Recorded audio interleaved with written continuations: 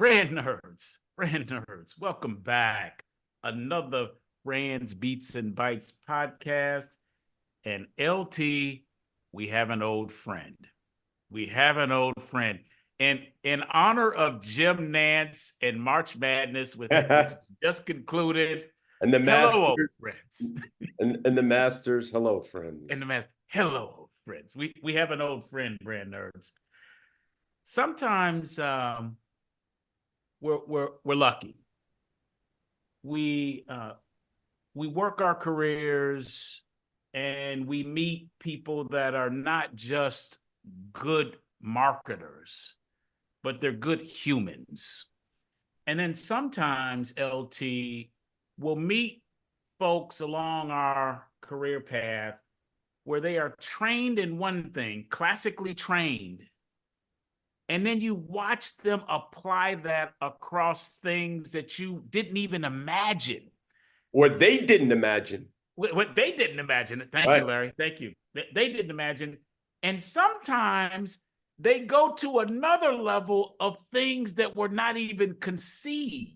Yep. And LT, we go, how in the hell did that classically trained marketing brain end up in that? And brand nerds, you want to stay tuned on this one, because there might be some learning in this that can help you navigate a career step that wasn't even around a few years ago. With that, LT, who do we have in the building with us on this auspicious occasion? Oh, yes, DC. We have Don Scheibenreif in the house today. Welcome, Don. Hey guys. Great to be here. We're really thrilled to have you, Don. So I'm going to take the brand nerds through the journey that DC started to give a peek towards. So brand nerds, as DC said, here's another Coca-Cola alum doing some great work, first in the marketing world and now focused in the tech world. In other words, brand nerds, we have someone who is a full 3 toolkit of brands, beats, and bytes. You got them all. You got them all. Got them all. That's right.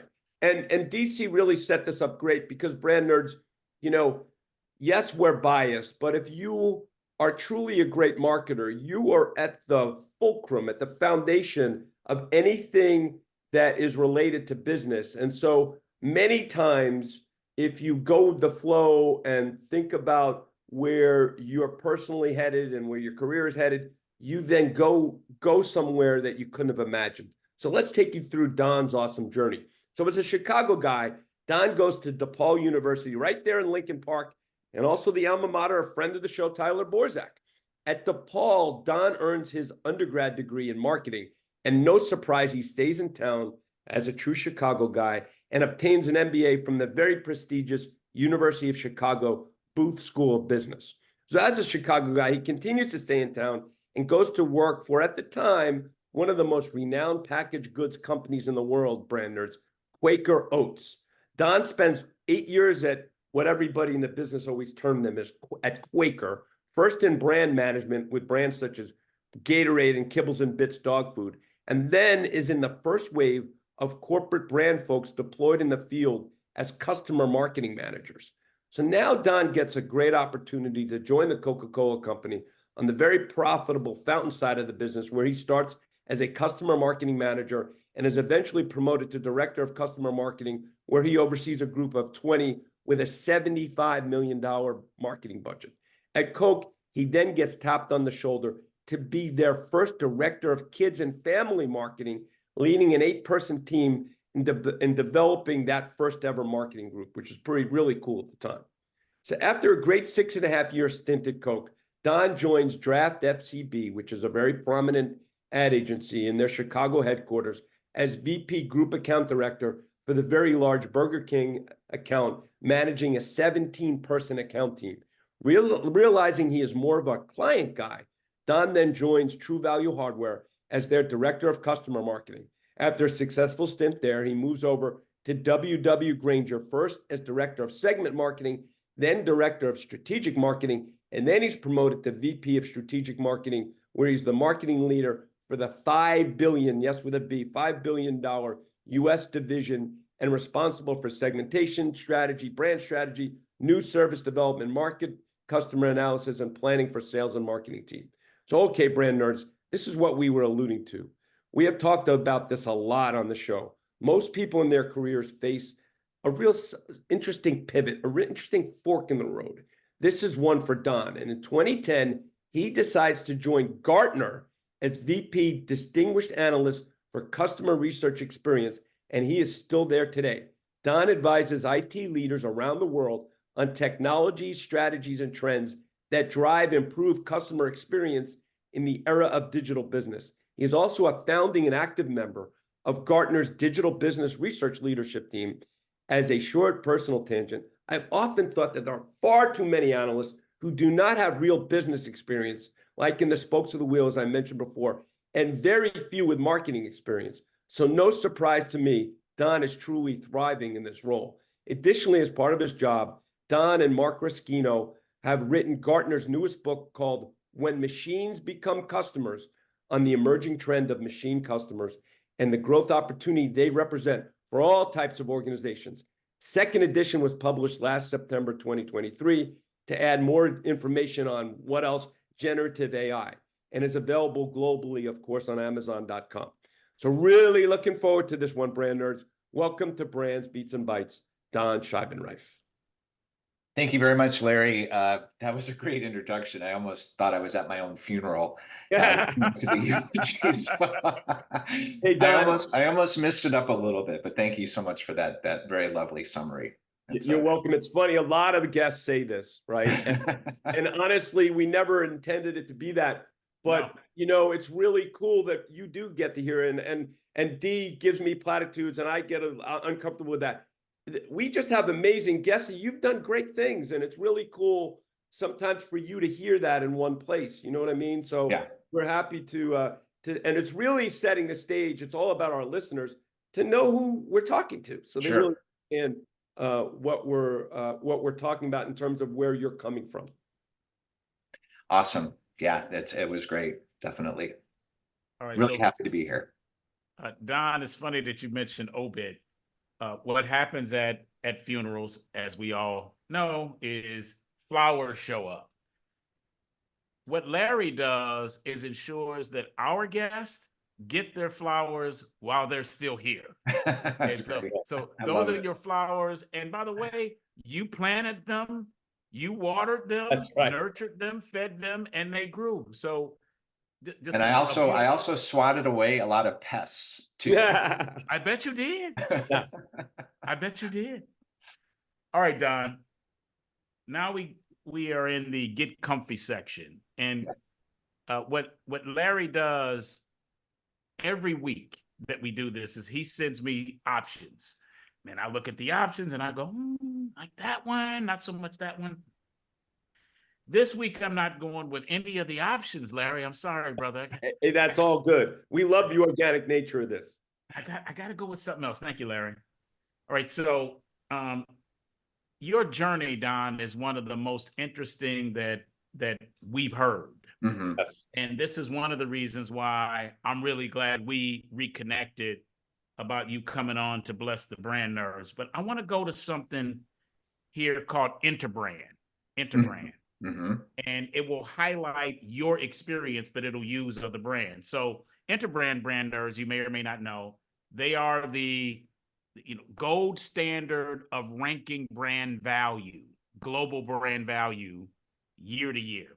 And they've been doing it at least 40 years, I think, right? They've been doing it. I thought it was about 40 years as well. 24, Larry. Yeah. It's 24. Really? Yeah. Wow. Okay. 24, Interbrand. By the way, all due respect to Gardner, okay? We're not trying to compare Interbrand to Gardner, but Interbrand. Different deal. Gold standard. So in 2023, Don and brand nerds, I'm going to give you the top 10. Top 10 brand value, 2023. So last year. Number 1, Apple. 2, Microsoft. 3, Amazon. 4, Google. 5, Samsung. 6, Toyota. 7, Benz. 8, Coca-Cola. 9, Nike. And 10, BMW. Okay, so that's 2023. All right, now, In 2011, let's go back. So 2011, number one, Coca-Cola, 2, IBM, 3, Google, 4, Microsoft, 5, Apple, 6, General Electric, 7, McDonald's, 8, Intel, 9, Toyota, and then 10, Disney. Now, what you will notice from 2023 back to 2011 is there are a lot of tech brands, So top 5 in 2023, Apple, Microsoft, Amazon, Google, Samsung, that's all tech. But in 2011, while you had tech at 2, IBM, tech at 3, Google, tech at 4, Microsoft, tech at 5, Apple, number 1 was Coca-Cola. Let's go back to 2000, top 10. Number 1, again, Coca-Cola, 2, Microsoft, followed by IBM, Intel, Nokia, GE, 4, Disney, McDonald's, and AT&T. So a lot of tech there as well, but Coca-Cola number 1. Mm-hmm. From 2000 to 2023, there are only 2 brands in the top 10 in 2000, 2011, and 2023. Those 2 brands are Microsoft and Coke. In 2023, Microsoft was ranked number 2. In 2011, Microsoft was ranked number 4. And in 2000, Microsoft was ranked number 2. For Coca-Cola, number 1 in 2000, number 1 in 2011, and then number 8 in 2023. So a CPG brand and a tech brand from 2000 to 2023. Don, you are a person who has worked at a CPG, started at Quaker, then went to Coke. That's one of the brands here in all 3 of the rankings, 2000, 2011, and 2023.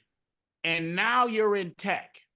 So you got CPG, like foundational training, and now you've been doing tech for like more than a decade. Can you, Don Scheibenreif, explain to the brand nerds the value to you as now a tech guy, quote unquote, of getting the foundational brand management training early in your career and how that has prepared you to do the work that you're doing now in tech? I know it's a long question. No. It's a great one, DC. So in the CPG world, you are trained to be a versatilist. You are trained to be dropped into any situation and be able to think your way through it. That's the training that we get in CPG at a high level. If you double click on that, it's about running a business, understanding how supply chain works, how marketing. You're not just doing marketing and brand management. You're involved in sales, supply chain, legal, finance. You touch every part of the business in brand management in a CPG company.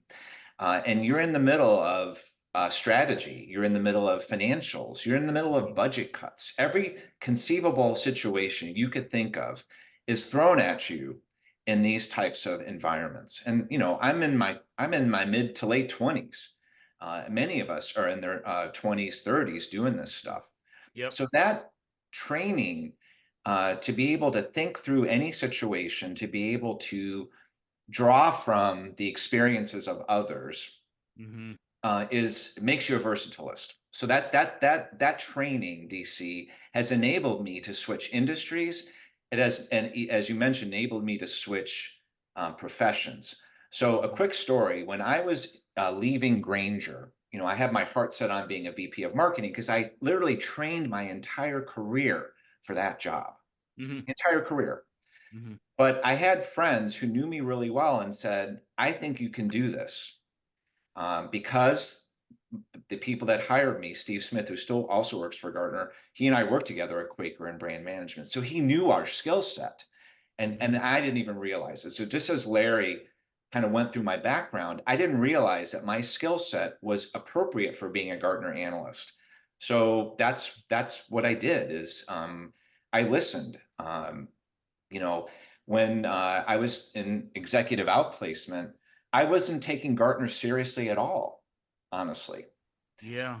And because that wasn't my concept. But my wife, my executive coach, my friends, when I said, here's what I'm interviewing for Gartner. They said without hesitation, oh, I could see you doing that. Mm-hmm. So the universe was telling me, this is good for you. And it actually has been great. So I've been very, very fortunate. Dee, I have to chime in here. I love that you said the versatilist is a really cool word even to use. And literally just yesterday, again, we all know Tim Halloran. Tim is a marketing professor at Georgia Tech, and Tim asked that we do a presentation to his class, his brand management class. And Tim has talked a lot. He talked about this when he was on the podcast, that many of the students that he has, both in undergrad and grad school, don't, they see the sexiness of tech and they don't really understand how CPG, in their view, just looks like it's sort of old and of yesterday. But the reality is, everything you said, Don, puts you right in the fulcrum of everything. And that experience is so invaluable to go do anything. And so you did such an amazing job of describing that. So thanks for doing that. I think what's also been good, LT, is that you learn to be a communicator. So as an analyst at Gartner, I have to research, which I did at Quaker. I have to analyze, which I did at Quaker and Coke. I have to be able to package my insights. I have to sell internally. And Yep. DC knows this all too well. Selling new ideas at companies like Coke is not easy. You Mm-mm. have to have a sales mentality, which is what, which I learned from past experience. So again, that not only the ability to strategize, but also to sell, to collaborate.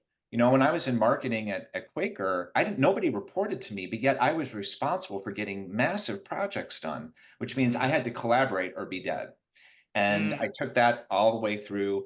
And at Gartner, I'll be damned, people say, well, God, you're great at collaboration. And I'm like, well, that's all I know how to do. It's interesting how those skills will find a new life, even in a different profession. You illuminated it great. I have to share a quick story again from my Coca-Cola days when we were launching Powerade. And a lot of people don't know this. The folks at Coca-Cola, I'm talking headquarters. You all know this on North Avenue. The product that they sell for carbonated soft drinks is literally the syrup. And so when we embarked on Powerade, we were actually producing product that we would then sell to the bottlers because Powerade is too complex for the bottlers to do. So I got called in to this meeting, like emergency meeting. I walk into this meeting, there's 25 people there, and they're afraid to tell me, Larry, we just realized that right now, with the bottles we have on hand, we're going to run out of product in the 7th week of the launch. And I'm 31 years old at the time, right? And they're all looking at me, right? Yeah. Because it was on me what do we do? So again, without going deep into it, what we had to make the decision was the decision came to, we either have bottles that had an indentation of our logo in the bottle, if we're going to run out of those, or we can use generic bottles and still make sure that we had product on shelf. For me, it was an easy decision. Oh, yeah. You don't run out of product when you're first launching a product. So that's the decision we went to. But that's the kind of thing that as a CPG person, you have stuff like that. You're the person that has to make those decisions. And that, of course, had a huge impact on marketing, but that was operations and all other things that we had to involve. Absolutely. Yeah. Yeah, I remember those days well. Actually, it's funny, when I was at Quaker working on Gatorade, obviously we were up in a tizzy because of Pepsi and Coke's work on that one. One of our competitive moves was I was part of the team that launched the 32-ounce plastic bottle. Because as you and I talked about before, Yep. in 1990, it was glass bottles, believe it or not, Gatorade was sold, and you could not bring glass onto the field. So that was you would have no idea what a massive project that was, switching from glass to plastic. It was amazing. Mm-hmm. Don and Larry, Don, I don't think I've heard the term uttered versatilist. before, but I think that is brilliant because about maybe 15 years ago, what was propagated is be a specialist. Mm-hmm. Specialize, specialize, specialize. And that's the case now. And that's good as long as that's the only thing you want to do. Yeah. Mm-hmm. But what Don is saying, brand nerds, is that if you become someone who is versatile, if you develop that skill set, there are lots of ways you can go in your career. And Don, I find it fascinating that you had your heart set on a particular job, but your skill set, because you had a variety of experiences, allowed the universe to bring something in a different form Mm-hmm. that you happen to be perfectly suited for. Yeah. Had you not had the versatility, you would not have been perfectly suited for that particular role that you occupy now. So brand nerds, specialize, got you become an expert at something, but fan out as well. So that if something pops up today, I guarantee you that both Don and Larry on this one packaging project, you might think going from glass to plastic is easy. It ain't. It ain't. You may think making a call from some packaging that has an indentation of Powerade and one that does not, you may think that decision is easy. I know Larry says it was an easy decision, but when 25 people in the room looking at you like, what the hell are we going to do? It's not that easy. Right. You're going to learn things in those experiences that you can apply for your entire career. That's dope. That's dope, Don. All right. We're going to the next section. Larry, you got anything else before we go to the next Oh, I section? love this. Love it. Let's go. This is good. Scheibenreif, you're off to a roaring start. Okay. Roaring start. Okay. We will give you some more flowers. I would Right. I would love it. Yeah. I answer questions for a living, DC, so this is perfect. This is good. All right. All right. Well, we got 5 questions. That's the next that's Okay. the next segment. Call 5 Great. questions. I ask one, Larry asks one, we go back and Okay. forth until we arrive at 5. All right, brother. You have analyzed many brands. So you were on the client side, then you were on the agency side, and usually on the client side, you'll get a couple of brands you work on, then you get to an agency, you work on more. Now you're an analyst, so now you have literally analyzed, I don't know, probably thousands of brands, thousands of different brands. But I want to take you back. When you were a pup, maybe a pup, maybe a little older than a pup, and you had the first branding experience, Don, that really like, wow, what is going on? I love this brand. I love this experience, almost like a first love. What was that for you? So I actually spent some time thinking about this one, and I actually went back into my childhood, and this was before video games existed, before the internet, before mobile devices, before social media, all that stuff. And what did we do?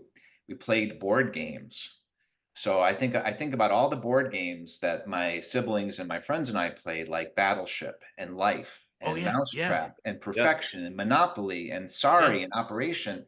I realized they were all made by one company, which is Hasbro. Right.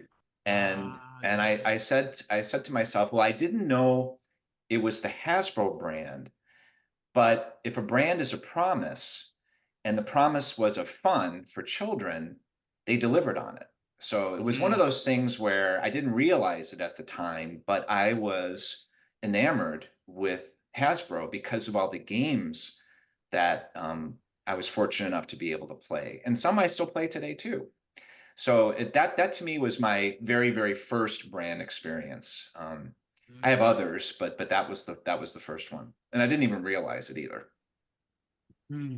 Well, a lot of times we don't realize it, right? And that's what's really cool about it, because it really hits you, where you're really emotionally connected. And I think, you described that really well, Don, in growing up in an age where, and again, growing up in a place where the weather wasn't always good either, right? So you had to find things to do. And what you realize is that Hasbro was a big part of your childhood, because they had all these wonderful games.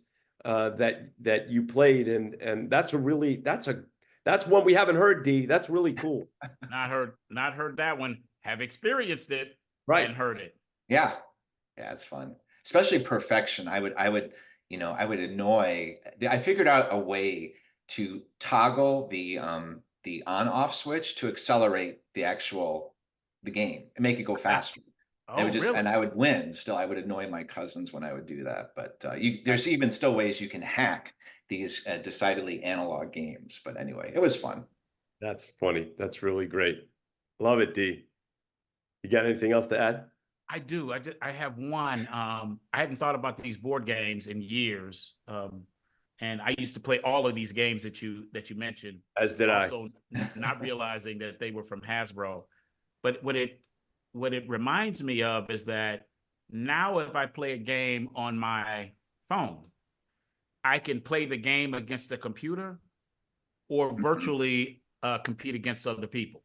Yes. Whereas when I was growing up, Don and LT, all of the games that you mentioned, Scheibenreif, I played with another human. Right.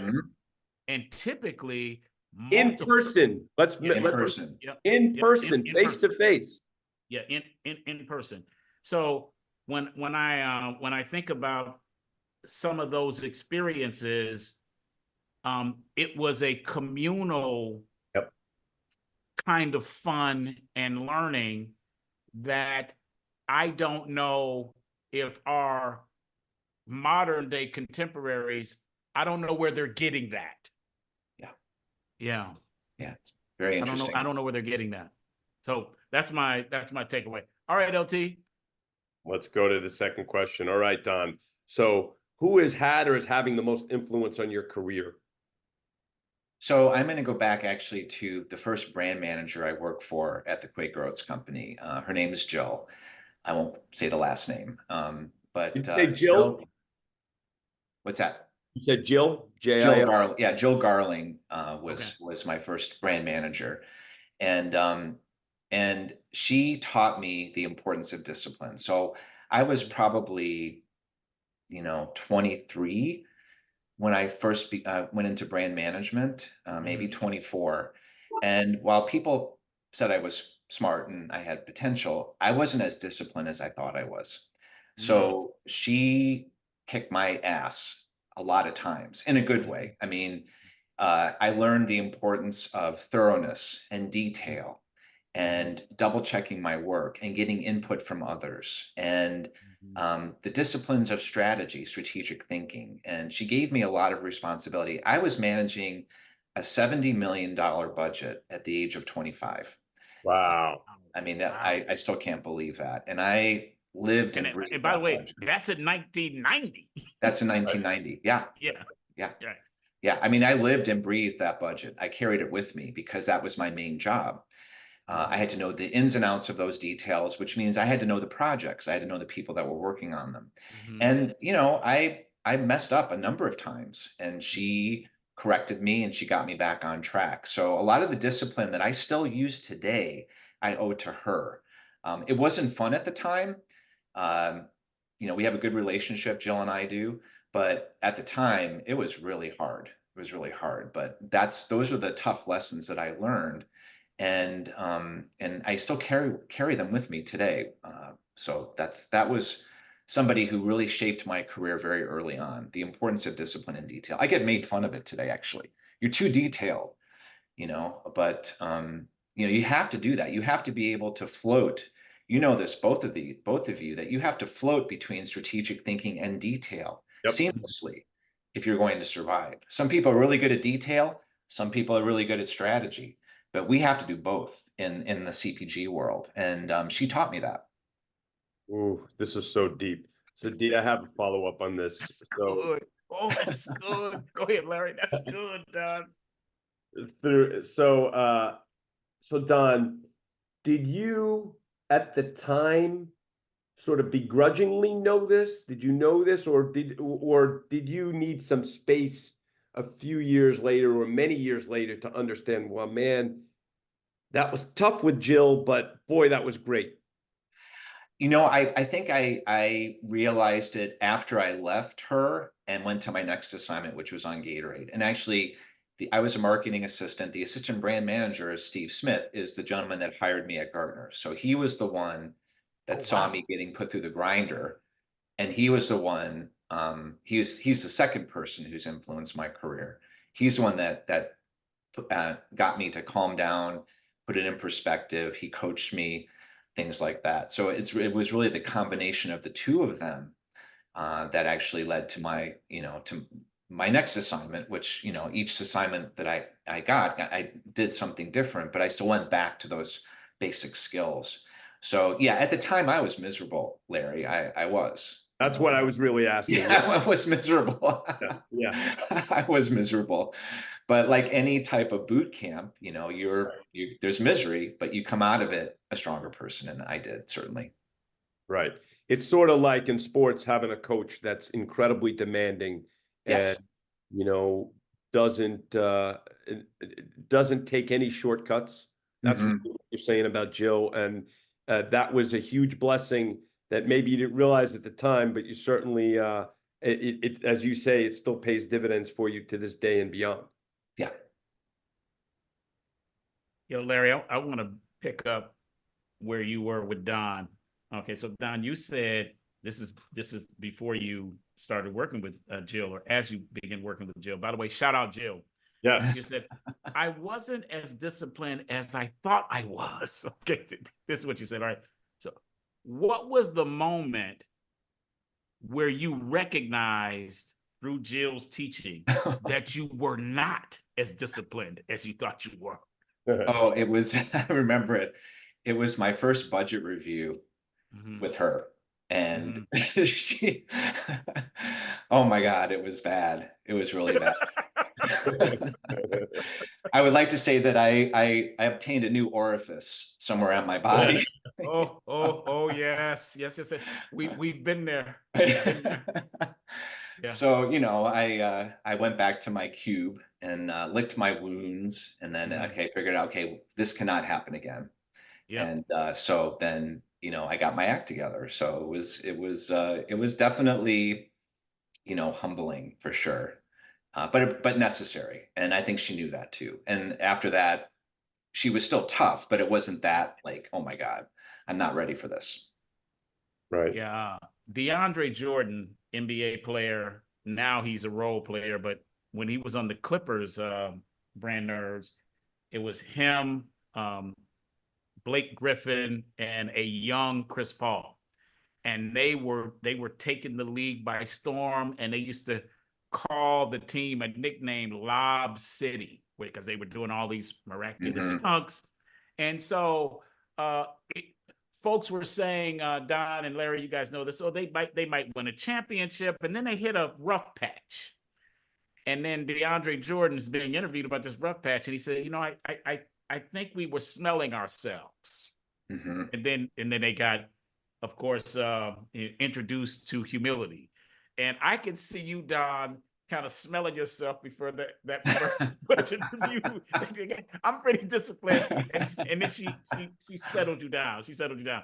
And then the other thing is that Don, I don't know if you've had this experience. Larry and I have talked about this, but when you come up in brand management and you get this rigorous training, and often Yeah. we have someone or several someones who are very demanding, and it's miserable. We make our way through it. When you go into other environments with folks that have not had that, to me, if I'm using a baseball analog, baseball just got started, it's like I'm in the batter's box. I'm used to dealing with high heat, Yeah. curve balls that look wicked. It, and then when I go to some other places, I'm like, okay, and they throw the ball, and it's like, Yeah. what's happening here? Yeah. I did not recognize the value of the training that I was getting because I thought this is how it happens everywhere. Yeah. Right. Have you had anything like that? Oh, certainly. So I would say Coke and Quaker, we were all pretty much trained. I was part of there was a second wave of Coke was hiring CPG marketers left and right. This was in like 1995 when I joined. I think I was part of the second wave.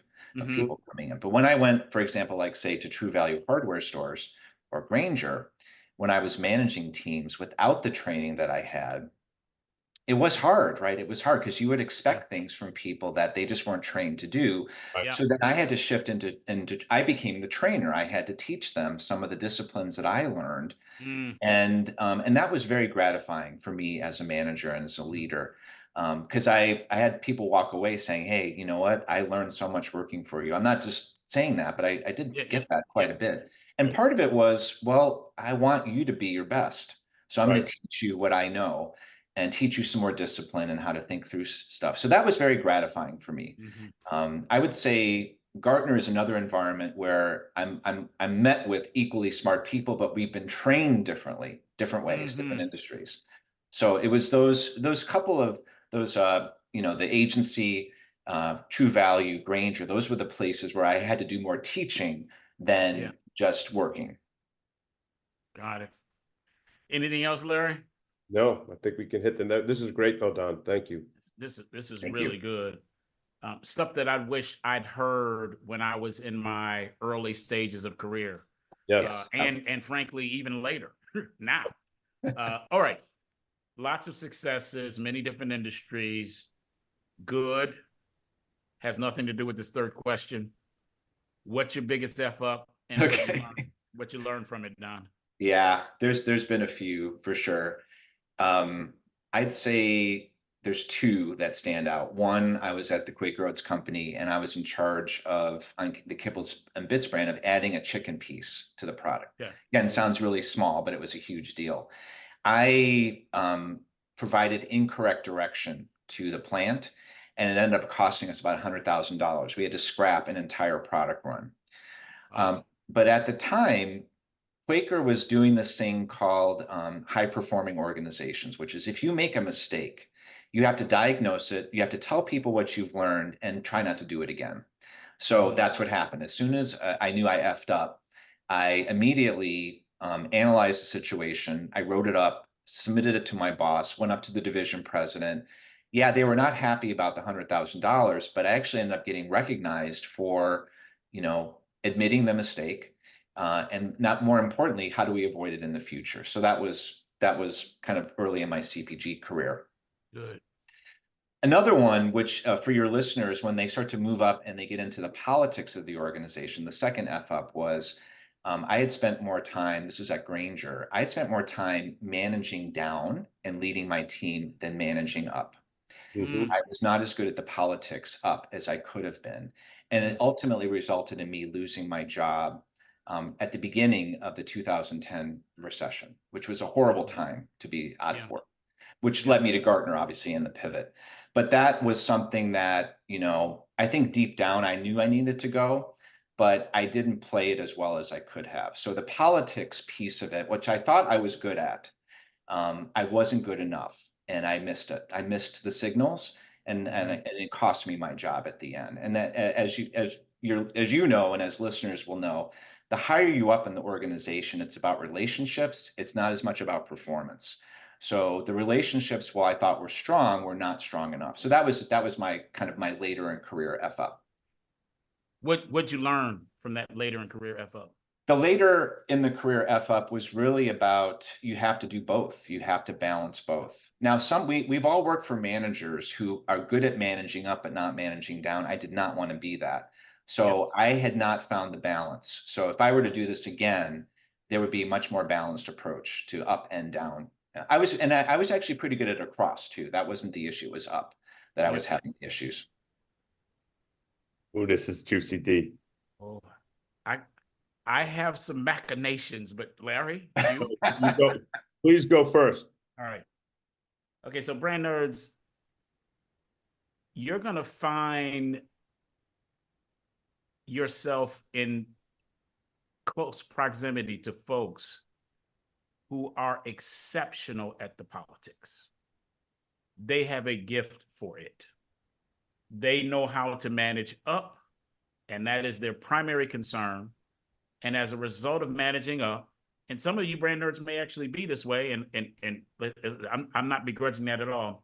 And by virtue of this extremely developed talent at managing and navigating the politics,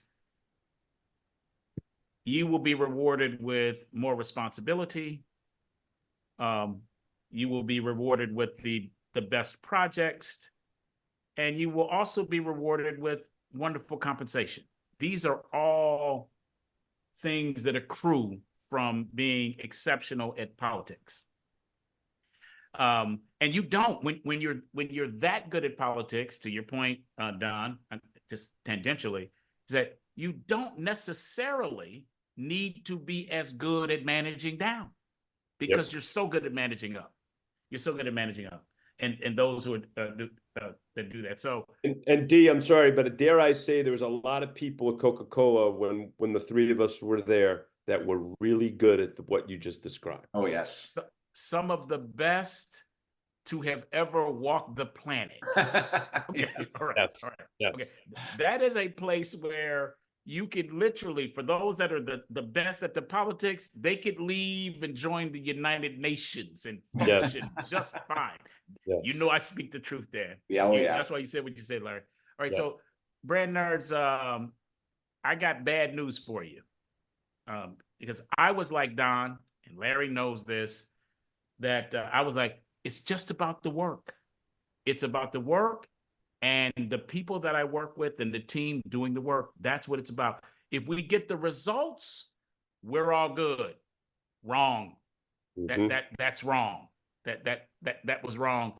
And so I then began to shift and grow, albeit painful, and view politics a bit like you're in Washington right now. You're in the state of Washington, living in Seattle.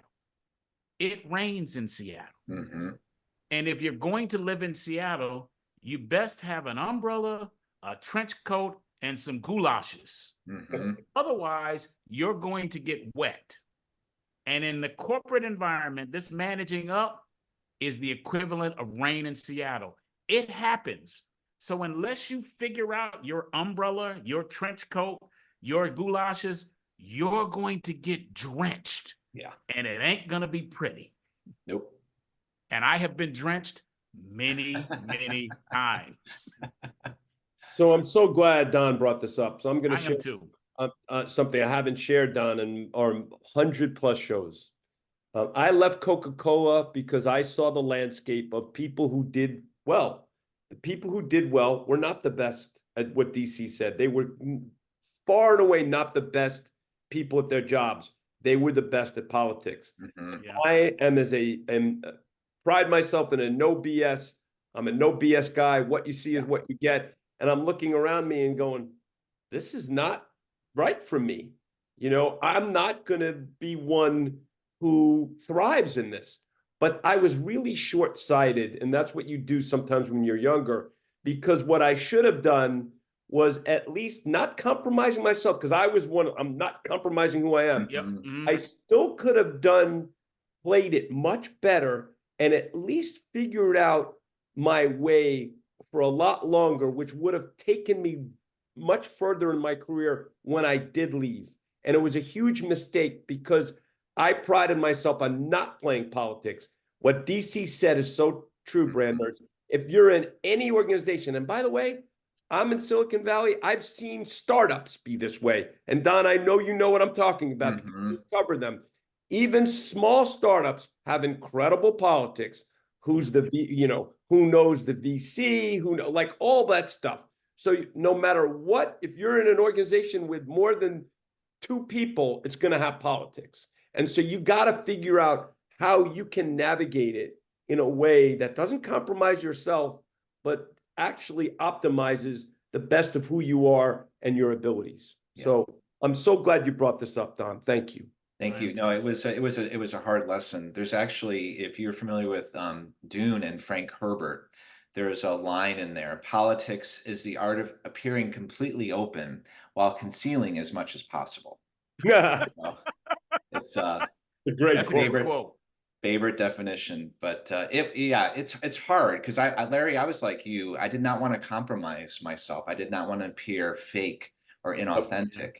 But there's a price to pay, and I think that was part of the reason why I got out of being a manager, went back to being an individual contributor at Gartner. And I've had many opportunities to be manager or leader. And I've said no because I like being an individual contributor. I like having an impact.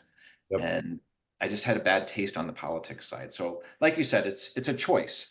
You have to decide what's going to work for you. And in some cases it will, in some cases it won't. And I just want to close with this. This is so big, D, and I'll throw it to you. Dare I say this? The three of us I know, DC, and the way you describe yourself, Don, the people that work for us loved working for us. I was really good at managing down, and I thought that again, that would do really well. And that's you still shouldn't compromise that, but you can do the other one as well. Go ahead, D. Larry, you went where I was going, and then I've got a definition myself for politics, but where you're going about managing down, looking out for your team, you did the same thing, Don. I'm the same way. We're really protective of our team, making certain that they get the resources they need, that they're acknowledged, that they're rewarded for their work. Protected. Protected. Right. Yeah. But here's the deal, brand nerds. When you do that and do not also play the political game, and you're moved out of the way primarily because of your inability to play politics, or someone simply is better than you, what then replaces you could be someone who is better at the politics and not necessarily interested in the team below. And the team suffers because you left and you did not protect them. So this is very important. The very important, brand nerds. Second thing is, Don, can you give me that definition of politics again? The art of appearing completely open while concealing as much as possible. Wow. And what's the source of that? This is Frank Herbert, who wrote the Dune series. Okay, Frank Herbert. Okay. So I didn't know that Dune was a book. I didn't know it came from a book until I talked with my nephew, Larry's son, Jake. Jake introduced me to that. I have another definition for politics, and it's one that is commonly known, although I don't know that it's connected to politics. And that is where two or more are gathered. Yeah, right. Without question. That's politics. All right, Larry. Next question, brother. Okay, Don, this is so good for you, especially it's so perfect given where you started and where you are now. So regarding technology and marketing, can you tell us where you think marketers should lean in or best leverage tech? Or you could go with areas that they should be leery or simply avoid. And please feel free to get into what you've done with your book, Where Machines Become Customers. Great. Thanks, LT. So I cover customer experience at Gartner. I've done it for a number of years now. And one of the things that I write about is the fact that we are relying on technology too much, to the extent that we might be over automating relationships and losing something in the process. And I think that was especially true during the pandemic. There was a lot of organizations that simply did not listen and did not care. And that doesn't have to be the case. So I love technology. Obviously, I've been in it for a while, and I think it has pretty amazing possibilities. But some organizations use technology. They say, when we have a problem with customers, we're just going to throw more technology at them. And that's the wrong thing to do. Especially when we think about ChatGPT, generative AI, AI technology in general. If we rely on that technology to manage human relationships, we put a lot of things at risk, because people will get tired of it. If there's no utility, they will not use your brand or engage with your company.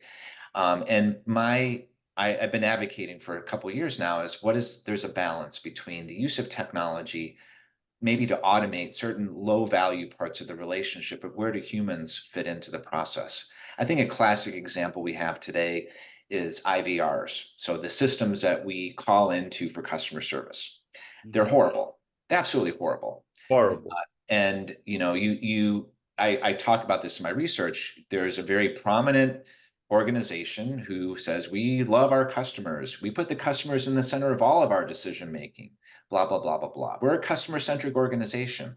But when you call their customer service line, it's a 10-branch IVR with no hope to talking to a live person. Yeah. Or if you want to, you have to go to the internet and find a secret code that somebody figured out to get to a live operator.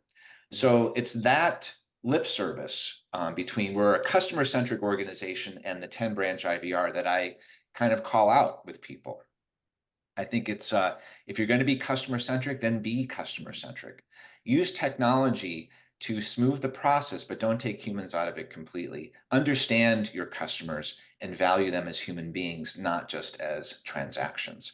So that's one of the things that I talk a lot about in my research at Gartner is use technology judiciously in managing relationships. Now, how does that contrast with the other thing which you mentioned, Larry, is where Mark Rescino we published a book, When Machines Become Customers. We also talk about that in the book, but there are simply tasks that are of no value. I mean, let me ask you, do you and DC like to buy toilet paper or buy car insurance? No offense to those companies, but it's not at the top of your list, right? You kind of don't like it. Yeah. Opening up, getting your cable installed. Those are all, we are faced with tasks, both at work and at home, that we just think are drudgery. We just don't want to do them. But we could delegate those to a machine who acts on our behalf. Is that a bad thing? I don't think so. But there's a limit there. And it's not going to be true for every product category. So for example, my wife would never delegate buying a purse to a bot. Never. Right.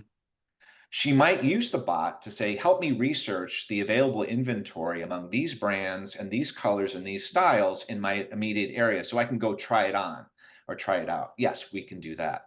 So the book is really about getting people to understand that machines backed up by intelligent systems are going to take on more and more of our behaviors as human customers. But we always say that we, the humans, are still in charge. We're not, if we delegate, it's because it's something we don't want to do, not because we want to lose any agency for the things that we do want to do. So it's a bit of a delicate balance. And for marketers, one of my colleagues in the marketing practice, slammed the book. He says, machines, brand is important. Brand is important. And I'm like, I know, I'm a brand marketer myself. But how do you market to an entity that doesn't have emotion when so much of brand management today, right or wrong, relies on emotion to sell? Yeah. Yep. Yeah. So let's just play this out. So I'm a human salesperson trying to sell the Coca-Cola brand to Walmart, who's using Pactum right now to negotiate with suppliers. Do you think that AI is going to give a rat's whatever about, the swoosh, not the swoosh, but the dynamic ribbon and the 100 plus years of history and all that kind of stuff? No. What's the price? What are the delivery terms? What are the discounts? It's all very fact-based. So when we reduce transactions or interactions between brands and people just to the facts, and we don't have emotion involved, that's an issue. But so what I pivoted to that is that brand is important in a world where customers are machines. If you believe the brand is a promise, then what is the promise to a machine? The promise is my information is going to be available when you need it. I will deliver when you ask me to. I will be fair on pricing. I will do all these things via machine to still deliver my promises to you. But I won't have Beyonce as a spokesperson. I won't use the color purple. I won't use this particular font.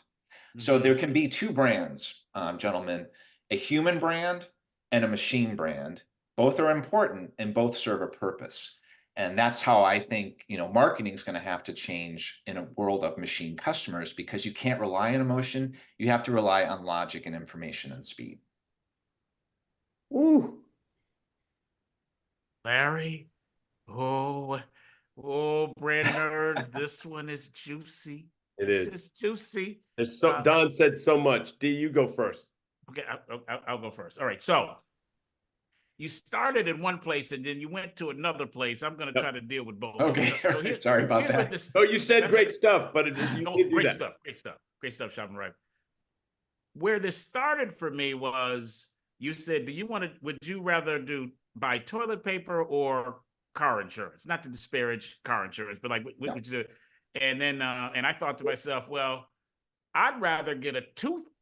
Like I want a root canal rather than be dealing with some insurance and forget the toilet paper.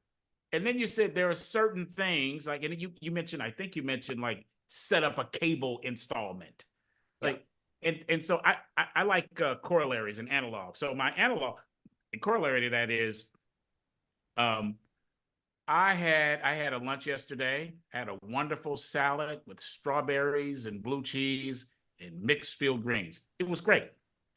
Now, if this were, 100 years ago, first of all, sadly, I would not have been allowed in this restaurant. But that aside, I may have had to go out and pluck the strawberries from a tree and go get some cheese from a cow and dig up some lettuce. All right, so I'm very happy with the fact that humans and machines have taken care of that for me, so I can go into a restaurant and order a salad and it shows up on my table. So that is my corollary to, I don't want to do a cable installment. So if a machine can do that, I'm all good. So I'm all good there. Then, Don, when you started going into the Walmart thing and negotiating price and not caring about the brand. So in that scenario, what I'm hearing is that Walmart, they will talk to, let's call it Keurig, Dr. Pepper, Pepsi, and Coke as entities. Pepsi North America. And they will go, okay, load in your stuff, 3 companies. And then this machine is then going, well, no, this is off here. This delivery schedule is different. And so therefore, it will spit out, well, the cheapest price is this brand. The fastest delivery is this brand. The response time to issues is this brand. Therefore, bang, we think you should do a deal with this brand. All right. Yeah. That's when I go, in the words of Lee Corso, not so fast.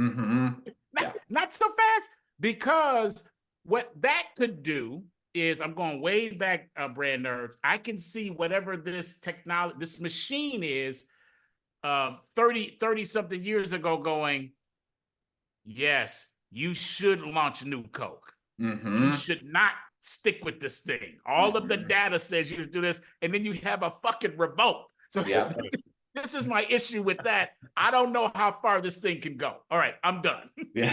So, and I want to build on this, Don. This is so great. Oh man, this is good. So we know Brand Keys is a consulting firm. We've shouted them out a few times.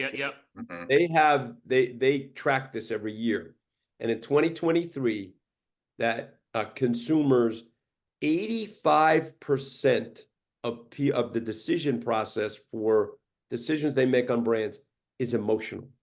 15% is logical. In 1997, they said it was 60% logical and 40% emotional. So it shifted greatly. And I'm just positing a theory. I wonder, as we feel like we control less in 2024, and so many things are automated, then maybe that's a part of the response that people are making. Just emotional, that feels right, I got it. So in your Walmart example, that the purchasing department and procurement may make that decision, but to DC's point, they might have a revolt in their hands when their consumers go to find the Diet Coke and it's barely visible because Pepsi did a better job of all those other things that are non-emotional. So there's that, right? And so it all goes back to balance. Like, that's what you're really saying in your book, I think, is that there's certain things lean all the way in. Like, I loved your wife's purse example. You want to lean in as it relates to understanding, doing the research, but then your wife's going to make that emotional decision of which purse which brand and what color and what she wants to make, right? So at some point, the humans have to take over. And I just want to continue, because you started with the customer experience. I experienced something yesterday, which was so incredible. I have We have Terminex, which I don't think is doing a good job in our house. We got a bunch of flies, blah, blah, blah. So my wife Sherry's like, we got to investigate other options. So I called this company Planet Orange. They're a Bay Area company. And somebody answered the phone. I was honestly shocked. I did not get any system. They answered Planet Orange. How can we help? And I was like, oh my God. So right away, I'm thinking, I like these people. They answered the phone because we don't even realize, like, you're always trying to go around the system. Don, what was the acronym that you used for the system that when you I call it the customer management industrial complex. Okay, that's what it is. That's what what it feels is. like, right? And you're trying to go around it. And we think as brand people, we've talked about this on the show, when you have these negative experiences with what you were saying, like that certain company says they're customer centric, and then they have this phone bank that you're screaming agent, and you're still not getting an agent. Yeah. What's the negative? What's the negativity that you feel for that brand? It's astronomical, right? So where's the line? What's that optimal line between where machines go and then where humans pick it up? That's where I think we're going to here. I totally agree, LT. And part of it is it's voice of the customer. We can't assume just because we offer this functionality that people are going to use it. And I think that's the other area where we've noticed at Gartner that people are not investing enough in VOC. Because if you don't really understand, and that's what I learned at Coke and Quaker, we did extensive knowledge work, understanding customers and consumers.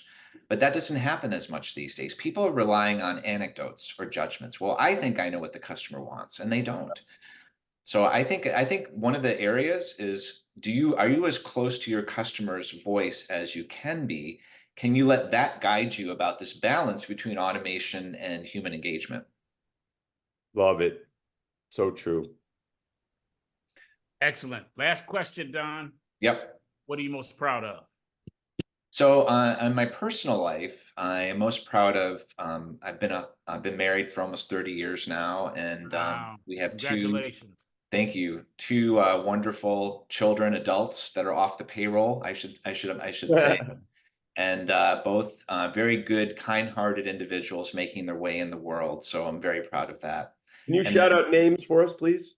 My wife's name is Mona Lung, and our children are Monica Ray and Anthony Ray.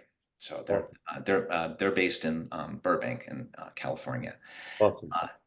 And then professionally, it's going to be the book. So writing a book is something that had been on my bucket list for many years. And it was one of those situations where I saw an opportunity. I got Mark to co-author with me, and we basically, got it done at Gartner. It wasn't easy. We had our book program was interrupted during the pandemic, but we were able to get it back on track. But the whole process, I mean, it took us about 4 years from start to finish. Wow. And the common thread between that and my first thing is being strong, being positive, and never give up. That's the one thing I would impart to your brand nerds listeners, is that there will be times when you want to give up, but don't give up. That's good. That's good. Great stuff. That's a mic drop, and thanks for sharing that. We know how hard we think we know how hard it is to write a book. What you're saying is it's infinitely harder when you do write one. That's what I'm thinking. Oh yeah. If people knew what we went through, they would run the other way screaming. But it was one of those things where I wanted to do it, and I knew I could do it, and I knew we could get it published. So it was that. And again, if we go back to the beginning of this conversation, it was that versatilist, that belief that we could think through anything and get it done. Yep, that's awesome. All right, D, we ready to hit the next segment? Let's do it. Okay, so Don, this is our segment that we are so loving. It's called What's Poppin'? What's poppin', D? What's poppin', Don? Okay. What's poppin'? So Don, this is our chance to shout out, shout down, or simply air something happening in and around marketing today or business today, technology, brand tech and culture that we think is good fodder for discussion. So we know you have a really good one, Don. So hit us with it. So I am anxiously awaiting my Rabbit R1, which is, it was introduced at the Consumer Electronics Show. It is a little orange box with a screen on it. And basically it is a device that you give it access to your applications. And what it does is it uses a large language model to learn about your intent. And then it pairs it up with a large action model to take action. So for example, this device, if I want to go out to dinner, and I need to get transportation, instead of me opening up Uber and doing that stuff, opening up OpenTable, doing that stuff, maybe even my payments app, the Rabbit R1, theoretically, what they claim, will do all of that for you. It'll string together multiple jobs to be done seamlessly. So you actually do have an agent that works for you. So can this do what it says? I don't know yet because I haven't gotten my box yet. It should be in June or July of this year. But we discovered it in our research on machine customers because it's this type of technology that strings together multiple steps that is the most interesting to us, because without it, we're still actively involved in projects. So that's where that's what I'm interested in right now. And I'm also a gadget person. So is it marketing related? Yeah, it is, because you're basically engaging with different businesses. So it'll be interesting to see what actually happens with that device. But so far, everything they're saying is looking pretty cool. So that's kind of like my what's happening right now. D, thoughts? No, you brother, you. So what do you mean by the box? You're waiting for the box. That was when it's an orange box. It's about this big. It's Yeah. I think it's rabbitinc.com. And you check it out, and they did a demo of it at CES. It has a very basic screen and a camera and a scroll wheel, but it's voice activated. It learns from you. It learns your intent, and then it actually starts to take action on your behalf. It's the things that we were talking about in the book itself. Now, are people going to walk around with another box in their pocket? Probably not. That was my first question. Yeah. So I view it mostly as a trial run for the operating system. It's the operating system that is what we want to keep your eye on. So that's what's most interesting to me right now. So would the operating system eventually get folded into our phone? Is that where that would That go? is possible. It's possible, or software companies will mimic or create it. But at Gartner, we talked a lot last year about large language models, which, as you know, are about how data is organized, how the generative AI will create stuff based on the language model. But large action models are really about actions. Think of it as next best actions on steroids. And that's what that's what this operating system brings together, which to me is a tech person, as a consumer, that to me is most interesting. Very interesting. Thanks for sharing that. D, you got any thoughts? I'm like you, LT. I got a couple questions here. So Don, does this rabbitinc.com device listen to what's going on and you direct it, or is it just you tell it you wanted to listen to something and then it picks up from there? So my understanding from the demos is that you will talk to it, it will learn from your behaviors and then take action. So whereas today's systems will only, you tell it to do something, it does it. This one is actually going to learn about your preferences, your behaviors, and then take action on it. So again, without having used it, I can't tell you definitively, but conceptually, it is something different. Actually, Amazon came out with something called Rufus, which is their generative AI shopping assistant. So that to me is pretty similar to it, because Alexa is not generative AI. Let's make no mistake about it. It's all rules-based. Right. But Rufus is generative AI. So I think I think those two developments are things that I'm keeping my eye on, because they do offer some very interesting possibilities. Because I think we're faced with the paradox of choice right now. There are so many choices, we get paralyzed when it comes time to make a decision. So what if a machine could summarize the top 5 options and then let you choose? Right. That's what I think is most interesting about this. Well, I'd love for you to stay in touch with us with how this works out, because definitely, I'd be happy to. To hear what you have to say about it. Sounds really cool. It does, and we should put a link. We will put a link in the show notes to rabbitinc.com for people to check it out. Yeah. I do have something connected to Alexa. Then I'm gonna give it to Larry. Give the mic to Larry. So with Alexa, you have said it is not generative AI. So I understand that.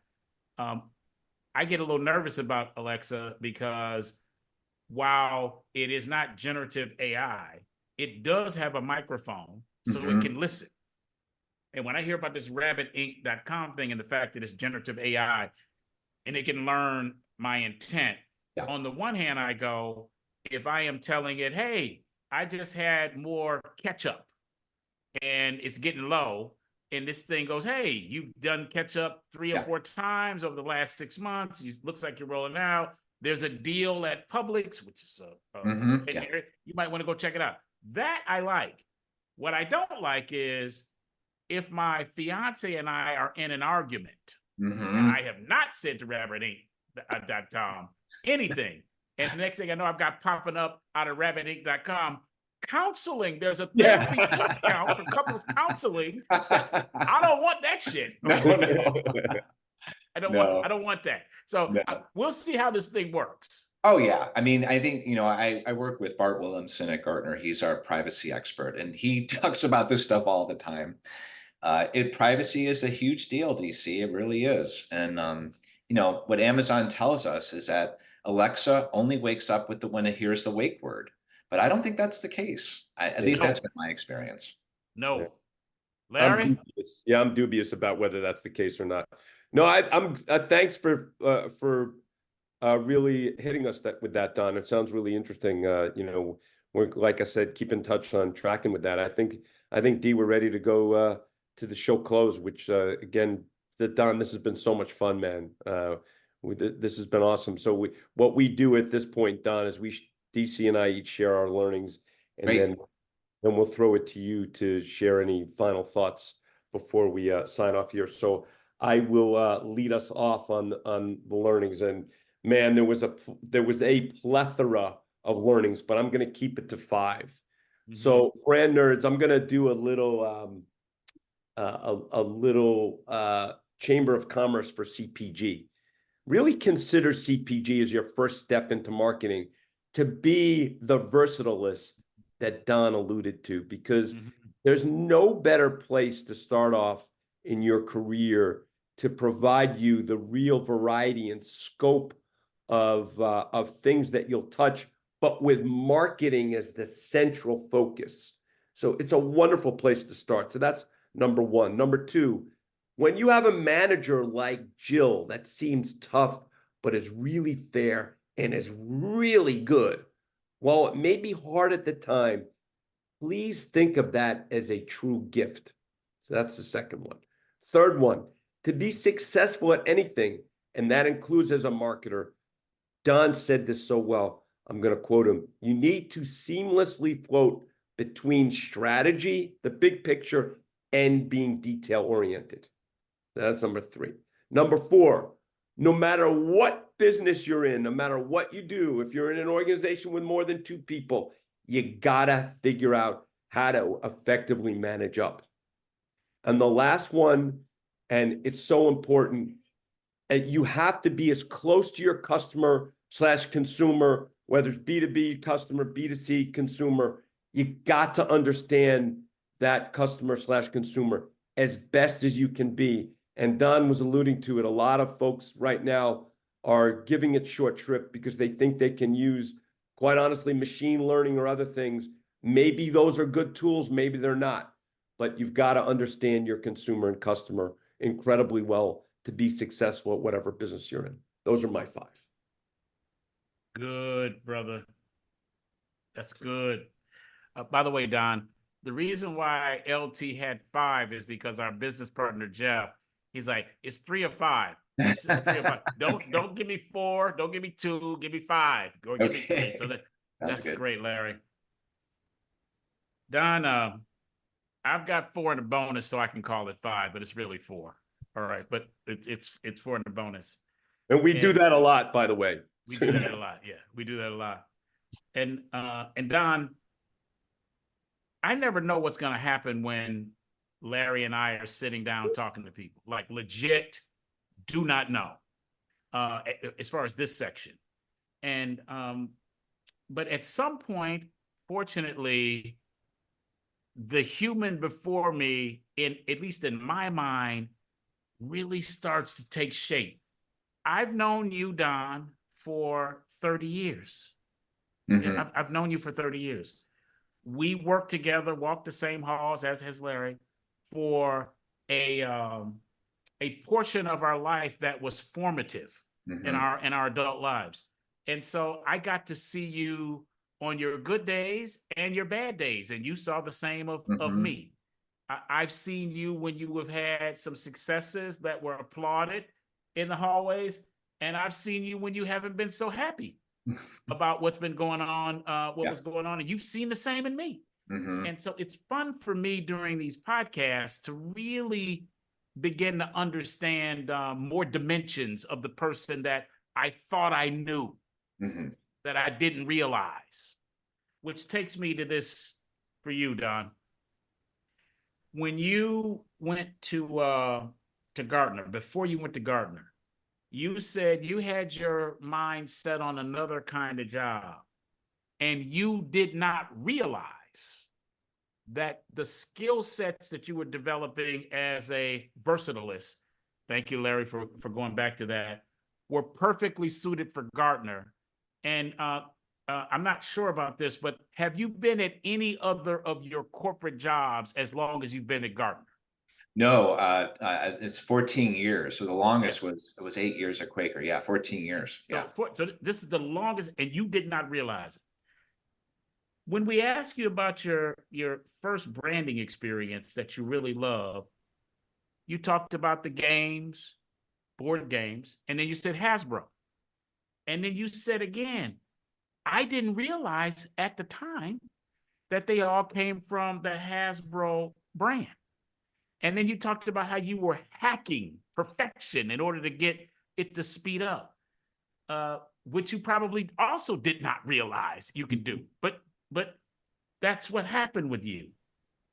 Then you went into talking about your F up, and you're at Quaker, and you're kind of smelling yourself. You're thinking you're disciplined, and Jill lets you know you're not as disciplined as you thought you were, and you said, "I wasn't as disciplined as I thought." So here we got the Gartner. I didn't realize that I could go there, and then we have the Hasbro. I didn't realize that these board games came out.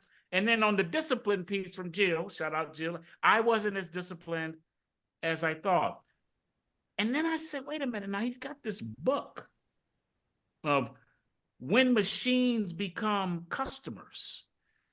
And I bet that most of the folks listening to this podcast and those that are the readers of your book, and even hearing the title, did not realize that machines are in fact becoming customers. They Right. just didn't realize that.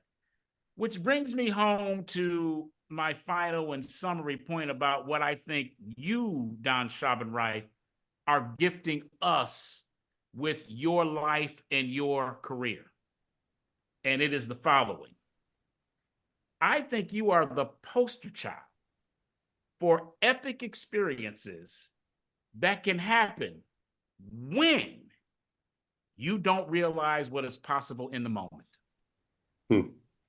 Each one of the steps along your career is that, brother. Your life is that. So that's what I think you are.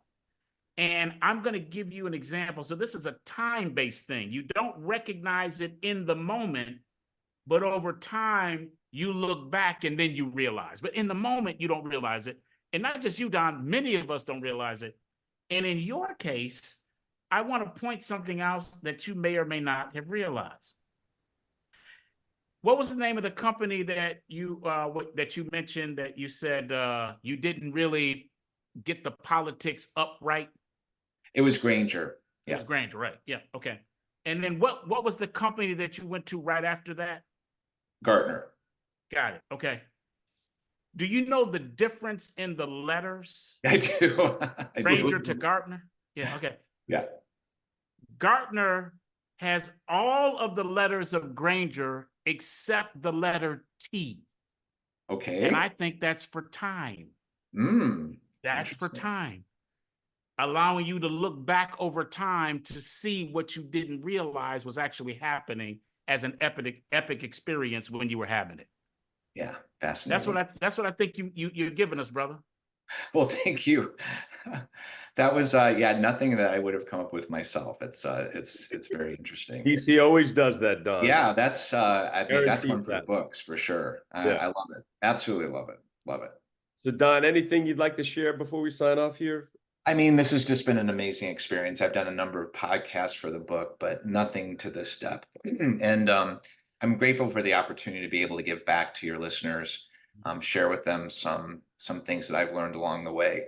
I think to kind of sum things up a bit, I learned from a mentor a long time ago that being a marketer means you have optimism and you believe that creativity matters. And those are two things that I've carried with me my entire career.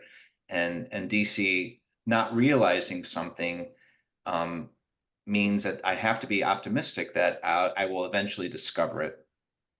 And that also means being available.